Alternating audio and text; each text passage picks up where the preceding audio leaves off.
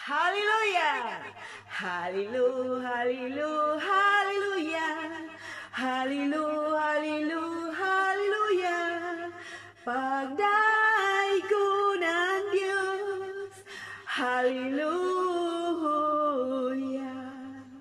Mao kani ang unang kanta sa Universal Church nga gigiya kanato sa maong balang spirito. Nga makita kani sa Revelation chapter 19 verse 1.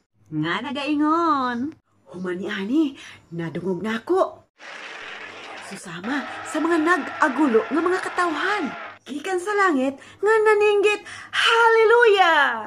Ang kaluwasa, ang himaya, ug ang gahom, maanaa sa Dios. Gikan kani sa mga taong walay pagduaduha, sa pagtuo kaniya isip Dios, ug limpyo kani, nakasuot kani sa mga bisting puti, naghinulsol, nakapangayog pasaylo, o kompleto kani nga gipasaylo sa Dios. Gikan sa maong 7 continents na mga katawhan na makita nato kani sa 1 Corinthians chapter 12 verses 12 to 13. Nga nagaingon, usa ka lawas pero naggrupo kani sa kadaghanan. Naporma kanina usa ka lawas uban kay Kristo.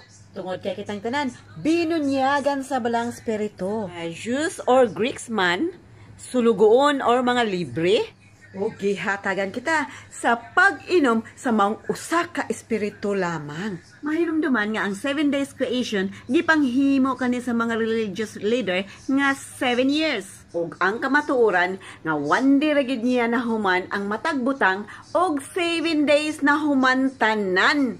Kay gipilo-pilo Manila kani, atoan na usab nga i-divide 777 divided by 777 equals 1. Aron makabalik kita ngadto sa matarong sa insaktong pagsabot.